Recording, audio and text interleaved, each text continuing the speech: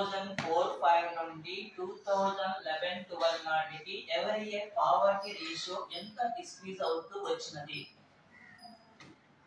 ఇక్కడ ఎంత ఉంది? ఇక్కడ తీసుకున్నప్పుడు 4-5 లో తీసుకుంటే 37% ఉంది. 11-12 నాటికి ఎంత వచ్చింది? 22% కి రావడం జరిగింది. అంటే ఎంత శాతం ఇక్కడ కనుమరుగైంది? నియర్లీ 15%. 15% 15 కదా ఇక్కడ. మన ఎవరి ఇయర్ ఎంత డిక్రీజ్ అయ్యే లెక్క? ఇక 2004-5 నుండి 11-12 వచ్చేసి ఎన్ని సంవత్సరాలు అవుతుంది మనకి ఇక్కడ? 7 ఇయర్స్ కదా. 7 ఇయర్స్ ఎంత వరకు తగ్గుదల అయింది ఇక్కడ? యావరేజ్ మ్యాథ్స్ లో మీరు బాగా డిమాండర్ అయ్యారు డిఎస్సి వాళ్ళు. సరే మన సిఎంఐ గా సింబల్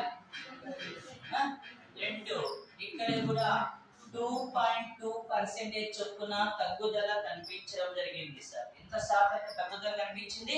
2.2%. గ్యారంటీ మోస్ట్ ఇంపార్టెంట్ బాగా పెట్టారు సార్. రాసుకోండి. 4-5 నుండి 11-12 నాటికి ప్రతి సంవత్సరం 2004-5 నుంచి 11-12 నాటికి ప్రతి సంవత్సరం భారతదేశంలో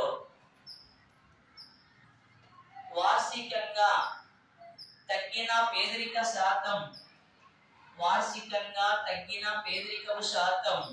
ఎంత శాతం తగ్గడం జరిగింది సార్? 2.2 చొప్పున తగ్గడం జరిగినది.